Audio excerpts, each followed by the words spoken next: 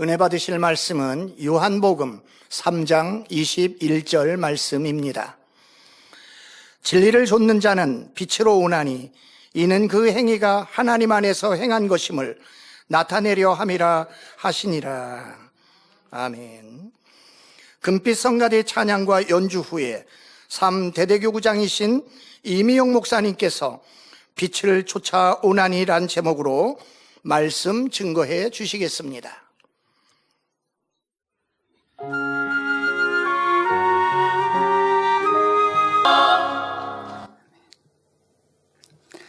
사랑하는 성도 여러분, 식물은 빛의 방향과 강도에 따라 자신의 성장 방향을 조절합니다. 그렇게 식물이 자라는 모습을 보면 신기한 형상을 발견할 수 있습니다. 예를 들어 해바라기나 어떤 식물은 화분에 옮겨 심어 창가에 놓아두면 며칠이 지나면 식물의 줄기와 잎이 창 쪽을 향해 굽어 있는 모습을 볼 수 있습니다. 또 햇살이 거의 들어오지 않는 산림 속에서도 대부분의 식물들은 어떻게든 빛을 향해 줄기를 뻗어나가는 것을 볼 수 있지요. 이렇게 식물이 빛을 감지하고 그에 대한 반응을 보이는 적응 형상을 빛의 굴광성이라고 합니다. 한편 어떤 식물은 빛이 오는 반대 방향으로 자라기도 하는데 이는 식물의 종류에 따라 빛의 자극에 반응하는 성질이 다르기 때문입니다. 이렇게 이런 것을 영적으로 적용해 보면 우리 사람에게도 이와 같은 모습이 있는 것을 볼 수 있습니다. 사람의 마음 안에는 선한 마음과 악한 마음이 있는데 선한 마음은 하나님께로부터 온 것이므로 선을 좋아하고 진리를 쫓으려 합니다. 반면에 악한 마음은 원수마귀에 속하여 어두움을 좋아하고 점점 죄악 가운데 빠져들게 합니다. 이처럼 사람의 마음이 얼마나 선하고 악하냐에 따라 어떤 사람은 진리를 쫓아 빛으로 나오기도 하고 어떤 사람은 악을 쫓아 어두움에 물들어가기도 합니다. 우리는 방송을 통해 어렵고 힘든 환경을 비관하여 극단적인 선택을 하거나 일생을 어둠의 길로 행했다라는 뉴스를 자주 접할 수 있습니다. 반면에 똑같이 어렵고 힘든 상황 속에서도 어떤 사람들은 뼈를 깎는 아픔과 어려움을 이겨내서 결국에는 승리하고 자신과 같은 처지에 있는 사람들을 도우며 보람된 삶을 살아가는 것을 볼 수 있지요. 또 한순간의 실수로 죄를 지었다가도 나중에 돌이켜 성실한 시민으로 살아가는 사람도 있습니다. 이를 통해 알 수 있는 것은 바로 선한 양심을 가지고 있고 중심이 바른 사람은 어떠한 환경과 조건 속에서도 빛을 쫓아 나오는 것과 어둡고 힘든 환경 속에 인해 어두움에 물들었을지라도 돌이켜 빛을 쫓아 나오려고 한다는 것입니다. 이 시간 말씀이 생명과 능력이 되셔서 아름다운 열매를 맺을 수 있으시기 바랍니다. 사랑하는 성도 여러분, 요한복음 3장 21절에 보면 진리를 쫓는 자는 빛으로 오나니 이는 그 행위가 하나님 안에서 행한 것임을 나타내려 함이라 하시니라고 했습니다. 여기서 진리를 쫓는 자란 예수 그리스도를 구세주를 영접하고 하나님의 말씀을 지켜 행하는 사람을 말합니다. 이런 사람은 빛의 행함을 통해 하나님께로부터 왔음을 증거합니다. 그러면 빛이란 과연 무엇일까요? 빛은 영적으로 어두움이 전혀 없는 영원하고 온전하신 하나님을 의미합니다. 즉 온전하신 하나님의 영의 마음이 밖으로 나타난 상태를 빛이란 단어로 표현한 것입니다. 요한일서 1장 5절에 보면 우리가 저에게서 듣고 너희에게 전하는 소식이 이것이니 곧 하나님은 빛이시라. 그에게는 어두움이 조금도 없으시니라고 했고 야고보서 1장 17절 후반절에는 그는 변함도 없으시고 회전하는 그림자도 없으시니라고 했습니다. 또한 요한복음 1장 1절에서 5절에는 하나님의 아들이신 예수님을 빛이라 증거하고 있고 베드로전서 1장 19절에는 오직 흠없고 점없는 어린 양 같은 그리스도라고 했습니다. 즉 말씀이 육신을 입고 이 땅에 오신 예수님께서는 본질상 하나님과 하나이시며 생명의 빛으로 모든 사람들을 비추신다는 말씀입니다. 따라서 빛이란 하나님이시요 예수 그리스도이시며 진리의 말씀 자체가 되는 것입니다. 이는 한 사람이 가정에서는 아버지, 남편, 아들이 되기도 하고 직장에서는 동료, 상사, 부하 직원이 되기도 하는 등 그 역할의 상황에 따라 달라지는 것과 같은 이치입니다. 즉 하나님은 빛이시고 이 빛은 진리의 말씀이며 이 말씀이 육신을 입고 오신 분이 바로 예수 그리스도이십니다. 그리고 말씀 자체가 되시는 예수 그리스도께서는 십자가를 지심으로 사랑을 완성하시고 온 인류를 구원하셨으니 참된 도의 길이 되십니다. 그러므로 빛을 쫓아가는 사람들이란 과연 어떤 사람인지 4가지 경우로 나누어 살펴보도록 하겠습니다. 첫째로 빛을 쫓아 나오는 사람들은 하나님의 말씀 듣기를 사모하고 주야로 그 말씀을 묵상하는 사람입니다.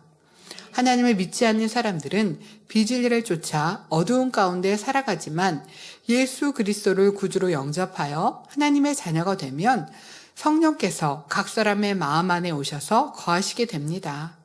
성령은 곧 하나님의 마음으로서 성령을 받은 사람은 자연히 하나님의 속성인 빛이 좋아지고 진리인 하나님의 말씀 듣기를 사모합니다. 성경상에서 하나님의 말씀을 지극히 사랑했던 사람의 예로는 다윗을 들 수 있습니다. 다윗은 시편 119편 97절에 고백하기를 내가 주의 법을 어찌 그리 사랑하는지요. 내가 그것을 종일 묵상하나이다 라고 했습니다. 그러면 왜 주의 법이 사랑스럽다고 하는 것일까요? 가령 하나님의 자녀가 누구를 미워한다면 그것은 비진리이며 하나님의 법과 반대가 되는 것입니다. 이렇게 비진리가 있는 만큼 성령이 탄식하심으로 마음이 평안치 못하고 고통이 따르게 되지요. 그런데 원수를 사랑하라는 하나님의 말씀을 듣고 미움을 버리고 사랑의 마음을 품으면 어느 누구와도 걸리지 않으니 마음이 평안할 뿐 아니라 위로부터 오는 기쁨으로 충만해집니다.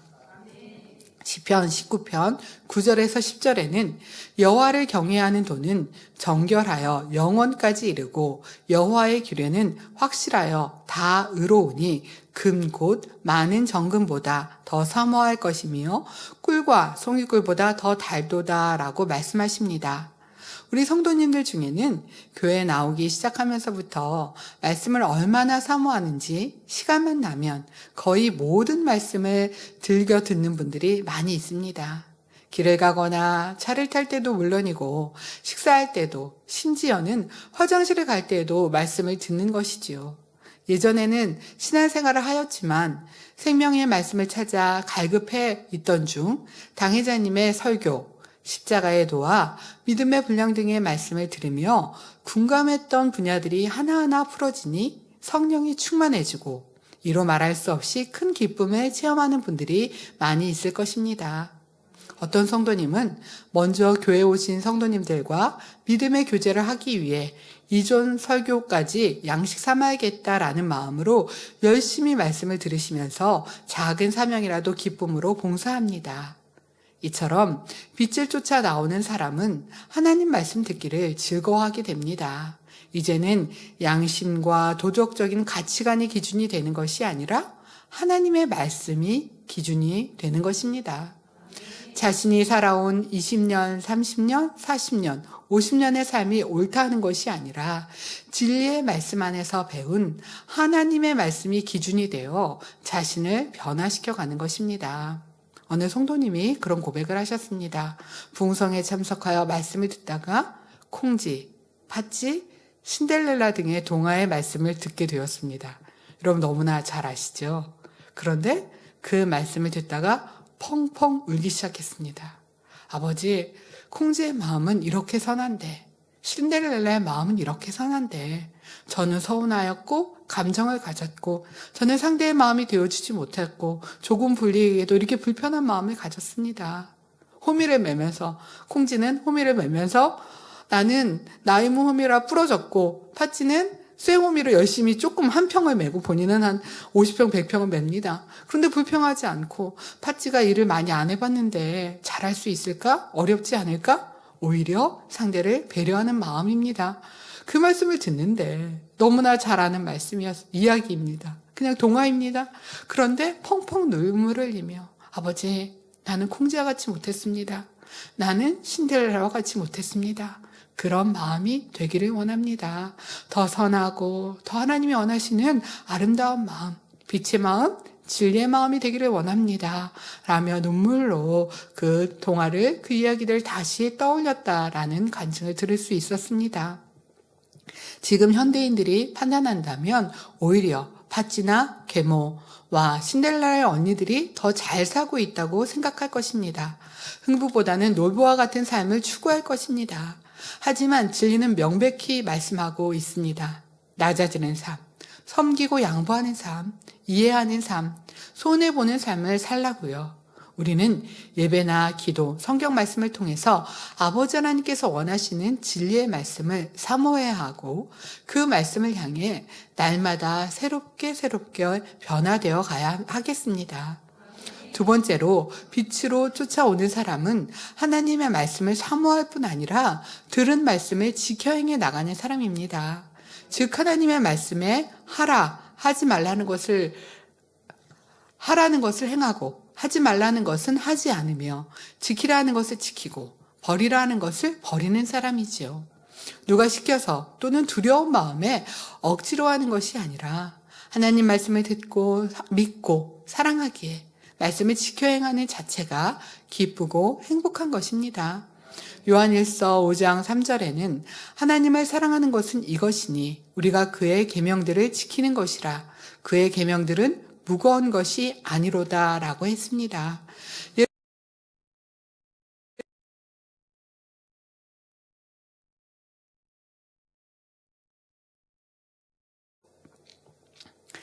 빛을 쫓는 사람이 힘들게 지키겠습니까?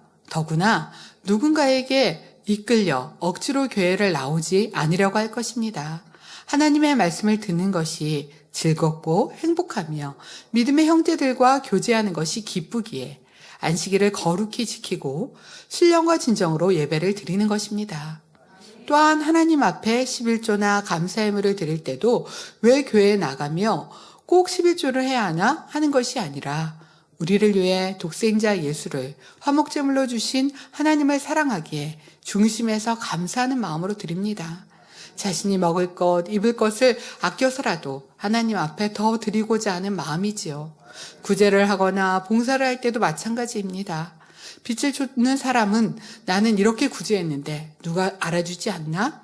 남이 안 보는 데서 이렇게 봉사하는데 어떻게 더 큰 사명을 주어질까? 라고 생각하는 것이 아니라 선을 쫓는 그 자체가 즐거워하고 행복해하는 것입니다. 값없이 주신 은혜와 구원의 섭리에 감사하고 아버지 하나님의 은혜가 너무나 감사하기 때문이지요. 그리고 점점 주님의 마음을 닮아가니 자신의 한 일에 대한 대가가 주어지지 않는다 할지라도 상관치 아니하고 선을 행해 나갑니다. 또한 빛을 쫓는 사람은 기도할 때도 중언부언하지 않습니다. 야곱이 약곡강 강가에서 환도뼈가 위골될 정도로 간절히 기도했듯이 엘리야가 갈멜산에서 얼굴이 무릎 사이로 들어갈 만큼 간절하게 기도했듯이 전능하신 하나님 앞에 중심을 다해 힘쓰고 애써 간절히 기도합니다. 이렇게 믿음으로 사랑으로 기도하면 성령의 충만함을 입고 위로부터 주시는 힘과 능력을 힘입어 능히 원수 마귀와 세상을 이기고 온전히 빛 가운데 행할 수 있게 됩니다. 그러므로 고린도전서 3장 18절에 너희 중에 누구든지 이 세상에서 지혜 있는 줄로 생각하거든 미련한 자가 되어라 고 말씀하신 것처럼 세상의 지혜는 하나님 앞에 미련한 것임을 알아야 합니다. 야고보서 3장 17절에 오직 위로부터 난 지혜는 첫째 성결하고 다음에 화평하고 관용하고 양순하며 긍휼과 선한 열매가 가득하고 편벽과 거짓이 없나니 라고 말씀하셨듯이 우리가 성결을 이루고 빛으로 들어가는 만큼 하늘로부터 지혜와 명철이 옵니다. 새 예루살렘은 12문은 모두 진주로 되어지고 길 가운데는 하나님과 어린 양의 보좌로부터 수정같이 맑고 맑은 생명수 강이 흐르고 있으며 강 좌우에 생명나무가 있어 12가지 실과를 달마다 맺으니 그 아름다움은 상상할 수 없을 정도입니다. 뿐만 아니라 하나님의 영광이 비치고 어린 양이 그 등이 되심으로 해나 달의 비춤이 필요 없다고 했습니다. 그러니 우리는 이렇게 빛으로 환하고 갖가지 아름다운 보석들로 광채를 발하는 새 예루살렘을 뜨겁게 사모하며 변함없이 달려가야 할 것입니다. 그런데 중요한 것은 우리의 성결된 상태에 따라 그 영적인 빛이 달라지므로 하늘나라에서는 그 빛깔에 맞는 처소가 결정된다는 사실입니다. 한 예로 출애굽기 34장 30절에서 35절에 보면 모세가 십계명을 들고 내려왔을 때 얼굴에서 나는 광채로 인해 백성들을 가까이 하기에 두려워하니 수건으로 그 얼굴을 가린 것을 보면 쉽게 이해할 수 있습니다. 맑은 날 중천에 떠 있는 해를 똑바로 쳐다볼 수 없고 잠시 순간만 쳐다보아도 앞이 잘 안 보이듯이 어두운 가운데 있는 사람들은 빛 가운데 계신 하나님을 배울 수가 없습니다. 따라서 새 예루살렘에 들어가기 위해서는 먼저 어둠 속에 속한 비진리를 모두 벗어버리고 열심히 진리를 쫓아 빛 가운데 나아가야 한다는 것을 여러분 모두가 마음 중심에서 깨달으시기 바랍니다. 이번 은사 집회 때 환상을 보여주셨습니다. 말씀을 통해 자신을 발견하고 변화되고 깨닫고 이렇게 많은 분들이 그러하다고 간증을 하십니다. 그런데 말씀 중간에 성도님 한 분 한 분들을 그 수술대 위에 올려져 있고요. 그리고 의사 선생님들이 예리한 칼로 수술을 하듯이 자신의 죄성을 도려내는 모습을 보여주셨습니다. 그럴 때 그분들의 고백이 미혹을 갖고 있던 분들이 저는 살인자였습니다. 고백합니다. 저는 사울과 같은 사람이었습니다. 라고 고백을 하며 자신의 조금의 죄성들까지라도 발견하고 깨닫고 자신의 모습을 나는 그런 모습이 아닙니다. 나는 안 그랬습니다 하는 것이 아니라 발견하고 깨닫는 것을 보며 너무나 감동이 되었습니다. 각종 예배, 말씀을 통해서 또 은사 집회를 통해서 치료받고 축복받고 응답받아가는 것도 너무나 감사하지만 자신을 발견할 수 있는 것, 그래서 더 빛 가운데 나오고 더 선 가운데 나올 수 있다는 것이 너무나 감사한 일입니다.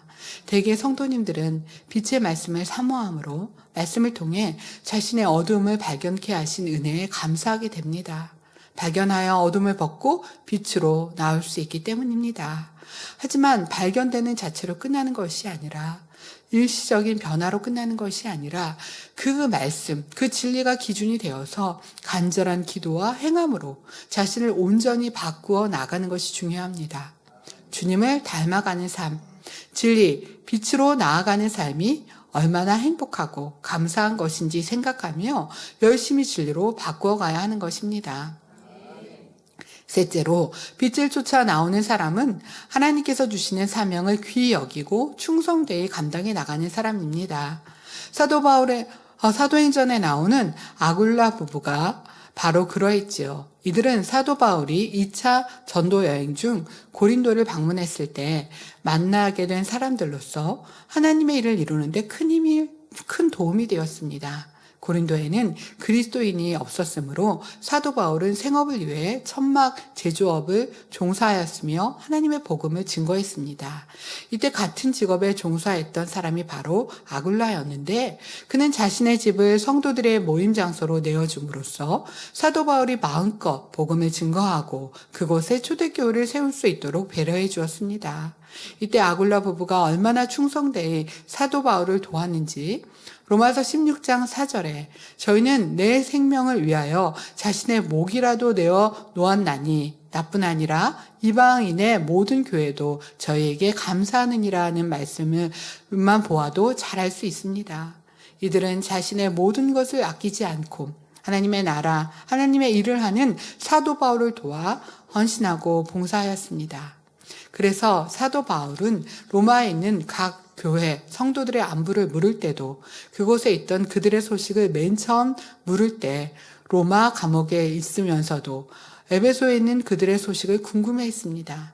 이처럼 빛을 쫓아 나오는 사람들은 아무리 작은 일이라 할지라도 자신의 사명을 귀히 여기고 충성합니다. 설령 그것이 드러나지 않는다 할지라도 하나님께 무언가 해드리고 싶은 뜨거운 마음에 자신의 할 일을 스스로 찾아 행하고 오직 감사함으로 열심히 사명을 감당해 나갑니다. 우리 성도님들의 고백도 현장 예배를 드리니 너무나 행복하다 합니다. 봉사하는 시간이 행복하고 국수를 끓이고 안내를 보며 행사를 준비하는 시간이 복되다고 합니다.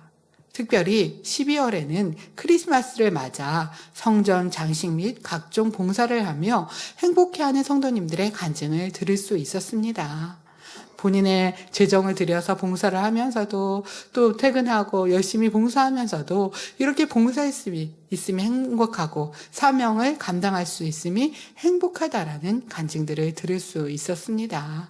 말씀을 통해 은혜를 받고 진리로 변화되는 만큼 주의 일을 하고 싶고 충성하고 봉사하고 싶은 것입니다. 하나님 나라의 일을 하는 것이 행복하고 내 시간과 물질을 드리고 마음을 드리는 시간이 행복한 것입니다. 하나님을 사랑하여 중심에서 우러나오는 충성은 어떤 상황에도 변함이 없습니다. 일하다가 사람과 부딪히거나 내 생각에 맞지 않을 때 힘들어하며 멈추는 것이 아니라 나를 구원해 주시고 천국 소망을 주신 아버지 하나님 은혜에 감사하여 변함없이 충성하는 것입니다. 사명을 감당하며 충성하는 중에 혹 내 생각과 맞지 않거나 애매한 말을 듣거나 그런 상황이 생겼을 때도 받은 바 은혜를 생각하며 감사로 마음을 바꾸어 가야 합니다. 사람이나 환경이 내 생각까지 맞지 않을 때 원망하고 불평하는 것이 아니라 나를 위해 생명까지 내어주신 주님의 사랑을 생각하며 감사로 사명을 감당해 가야 합니다. 그렇게 작았던 내 마음과 내 그릇을 넓힐 때 많은 사람이 기댈 수 있는 큰 나무가 되어가는 것입니다. 큰 일을 맡았다고 해서 무조건 큰 사람이 되는 것이 아니라 큰 일을 감당해가며 다가오는 연단 속에서 자신을 발견하며 작았다는 마음을 넓혀갈 때 큰 그릇이 되는 것입니다. 사명을 감당하고 하나님의 일을 할 때 자신의 부족을 발견할 수 있지만 그 부족한 시간들을 믿음으로 인내하며 큰 마음으로 바꾸어 갈 때 결국 큰 나무가 되고 많은 사람이 기댈 수 있는 것입니다. 마지막으로 빛을 쫓아 나오는 사람은 하나님의 나라와 의를 위해 목숨도 아끼지 않고 바치는 사람입니다. 대표적인 예로 사도 바울을 들 수 있는데 그는 철저히 바리새인으로서 처음에는 그리스도인들의 이단인 줄 알고 열심으로 핍박했습니다. 스데반 집사가 순교할 때도 이를 마땅히 여겼고 그 옆에서 죽이던 사람들의 옷을 지켜주었으며 집집마다 들어가서 그리스도인들을 끌어다 감옥에 가둔 일에 앞장섰습니다. 그러던 사도 바울이 대제사장에게서 그리스도인들을 잡아오기 위해 공문을 얻어 다메섹으로 가까이 이르렀을 때 마음을 돌이키는 극적인 사건이 일어났습니다.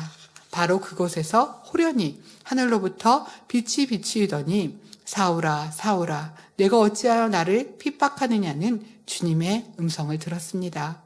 그 후 사도 바울은 완전히 변하여 예수가 하나님의 아들이심을 전파하며 다메섹에 사는 유대인들을 굴복시키는가 하면 수많은 고난 중에서도 담대히 주님의 복음을 증거했습니다.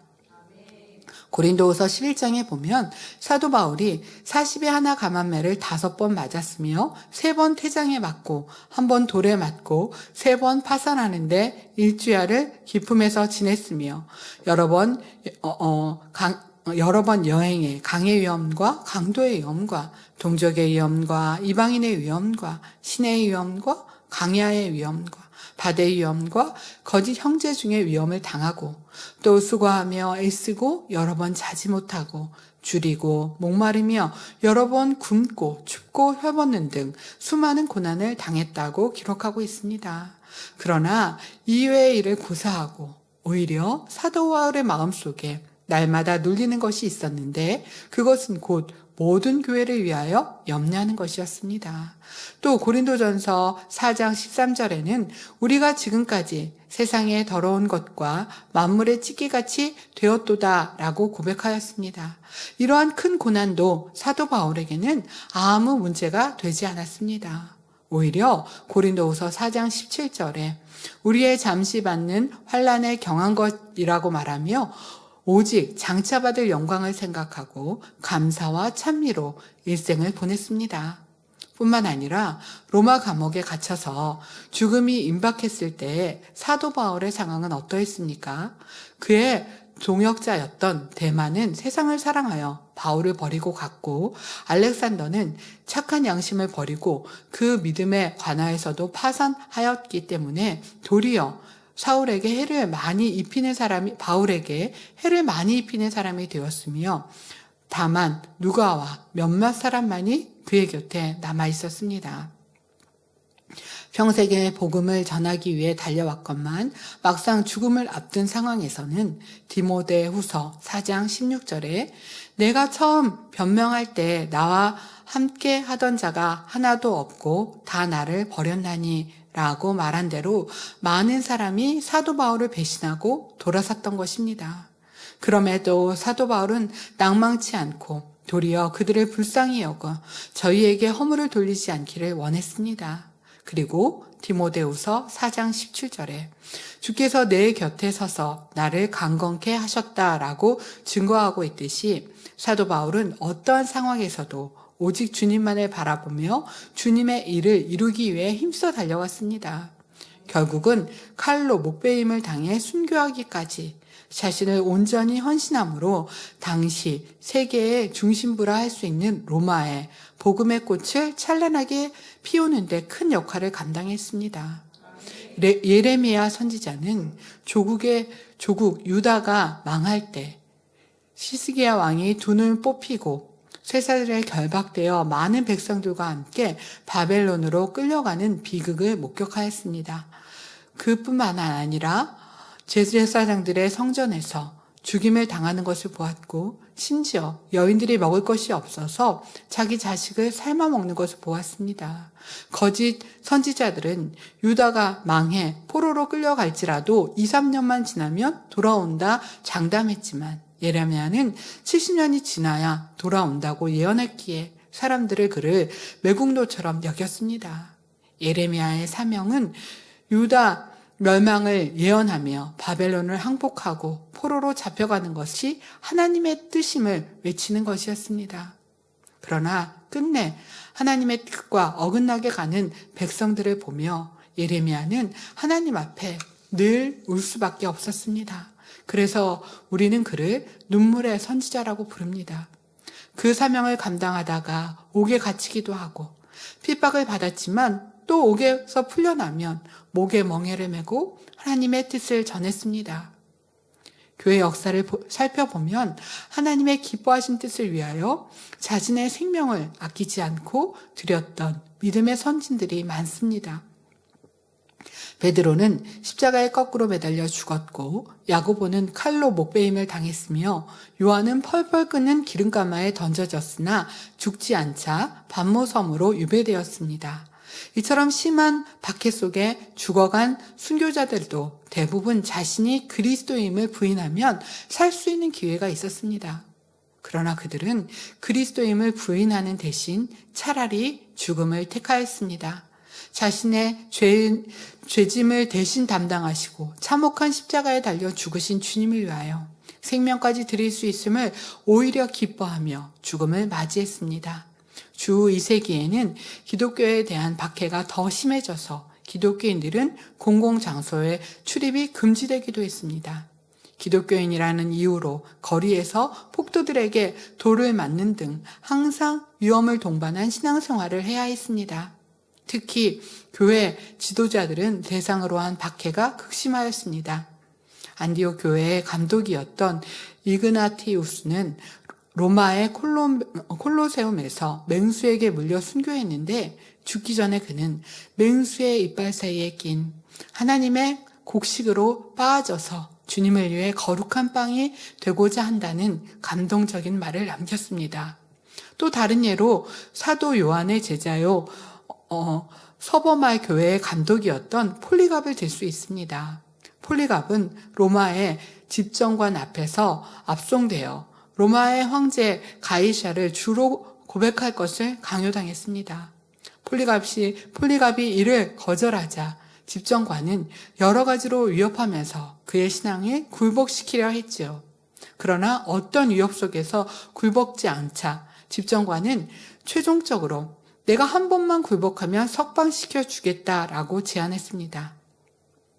그때 폴리갑은 내가 86년 동안 그리스도를 섬겨왔으나 그분은 나에게 어떤 잘못도 행하지 않았는데 내가 어떻게 나를 구해준 나의 왕을 욕할 수 있겠소? 라는 유명한 답변을 합니다. 결국 폴리갑은 화형을 당하여 주님 품에 안겼습니다.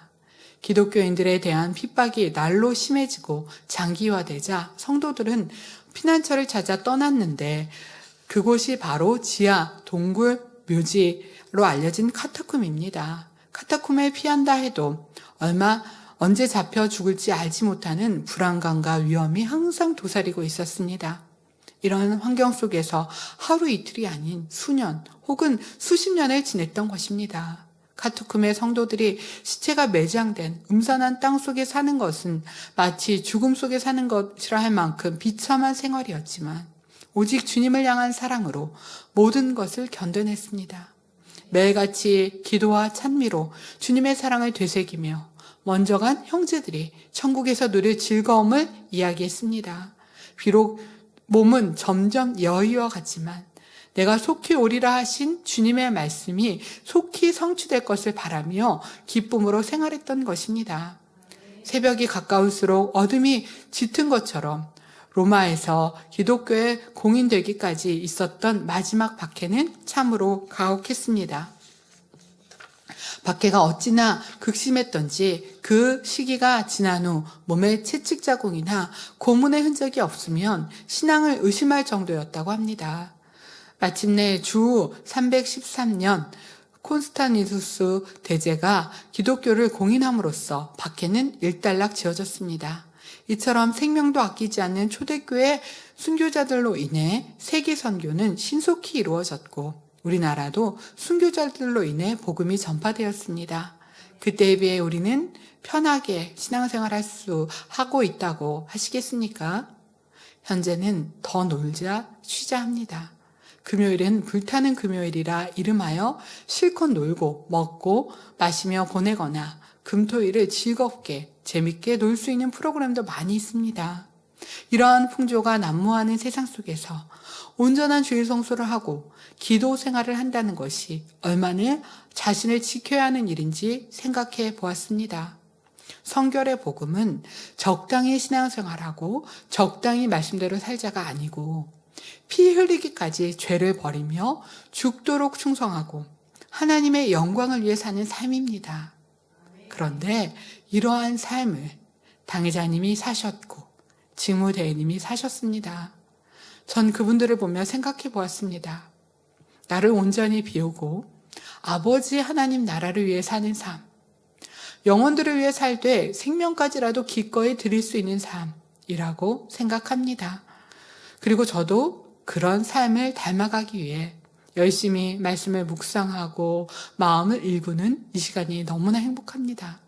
우리 사랑하는 성도님들도 이 시간이 행복하다, 감사하다, 더 빛으로 나오고 주님을 닮는 삶, 악은 모양이라서 발견하여 벗어버리기 위해서 내 안에 발견하는 악이 너무나 감사했고 눈물 흘리며 빼내기까지 기도하고 더 충성하고 더 변화되기 위해 달려가는 이 시간이 너무나 감사하다, 행복하다 하실 것입니다. 성도 여러분, 하나님의 자녀들이라면 성경의 말씀대로 아버지 하나님께서 기뻐하시니 우리도 거룩하여지고 아버지 하나님께서 온전하시니 우리도 아버지를 닮아 온전해져야 하며 아버지 하나님께서 영이시니 우리도 영이 되어야 합니다. 그러니 사소한 일로 걸려 넘어지고 시험에 드는 일은 결코 없어야 합니다. 정녕 믿음이 있고 천국의 소망이 있는 사람은 사도 바울처럼 현재의 고난이 오히려 감사하고 기뻐할 수 있는 조건이 됩니다. 그래서 마태복음 5장 11절에서 12절에도 나를 위하여 너희를 욕하고 핍박하고 거짓으로 너희를 거스려 모든 악한 말을 할 때에는 너희에게 복이 있나니 기뻐하고 즐거워하라. 하늘에서 너희의 상이 큼이라고 말씀하십니다. 우리 주님께서 주님으로 인해 핍박받는 사람들을 어찌 사랑하지 않으시며 하늘나라에서 어찌 큰 상으로 갚아주시지 않겠습니까? 그러므로 영원한 천국을 바라보고 믿음을 굳게 하심으로 이 땅에서 잠깐 받는 고난을 오히려 기쁘게 여기고 감사하시기 바랍니다. 빛을 쫓아 나오는 사람들의 모습은 이처럼 아름답고 고귀한 것입니다. 마치 빛을 분해하는 분광기에 빛을 비추어 보면 단면의 빛이 형형색색의 무지개 빛으로 나타나듯이 영적인 빛의 아름다움도 다윗이나 사도 바울과 같이 빛을 쫓아 나오는 사람들을 통해 한층 더 가깝게 느낄 수 있습니다. 하나님께서 우리를 부르신 목적도 바로 여기에 있습니다. 사랑하는 성도 여러분, 이렇게 아름답고 행복한 빛의 차원에 신속히 들어가고 싶지 않으십니까? 그렇다면 이 시간에 말씀드린 대로 빛을 쫓아 나오시기 바랍니다. 빛을 쫓아 나오는 사람은 첫째로 하나님 말씀 듣기를 사모하는 사람이요, 둘째로 하나님의 말씀을 지켜 행하는 사람이며, 셋째로 자기에게 맡겨진 사명을 귀히 여기고 충성되이 감당하는 사람이라 했습니다. 또한 하나님의 나라와 의를 위해 생명까지 아끼지 않는 사람이 빛을 쫓아 나오는 사람이라 했습니다. 바로 이런 모습이 될 때 빛이신 아버지 하나님의 사랑과 축복을 받게 됩니다. 우리 주님께서 세상을 이기셨듯이 빛을 사랑하는 사람들은 원수마귀 어둠을 물리치고 오직 아버지 하나님께 영광만 돌려나갈 수 있습니다. 오늘 말씀을 통해 여러분 모두 날마다 아름다운 빛을 쫓아 나오심으로 이 땅에서 만사 형통의 복을 받을 뿐만 아니라 장차 하나님의 보좌가 있는 예루살렘에서 영원한 행복을 누리시길 바랍니다. 들으신 말씀을 참고하시면서 함께 기도하시겠습니다. 사랑의 아버지 하나님 감사합니다. 빛을 쫓아 나오며 얼마나 감사하고 얼마나 행복한지요. 말씀을 드릴 때 우리 안에 행복과 기쁨이 있었고 자신을 발견할 변화되는 시간이 너무나 감사했습니다. 또 맡겨진 사명을 감당하며 행복했고 충성하는 이 모든 시간들이 감사했습니다. 우리도 주님처럼 선지자들처럼 앞서가시는 분들의 모습들을 바라보며 기억하며 내 생명까지로 내어주는 충성과 헌신과 희생으로 더 빛의 아버지가 원하시고 기뻐하시는 모습으로 나아가기 위해서 날마다 새롭게 온전히 나와줄 수 있는 복된 성도님들로 축복하여 주옵소서. 감사하고 우리 주 예수 그리스도 이름으로 기도하옵나이다. 아멘.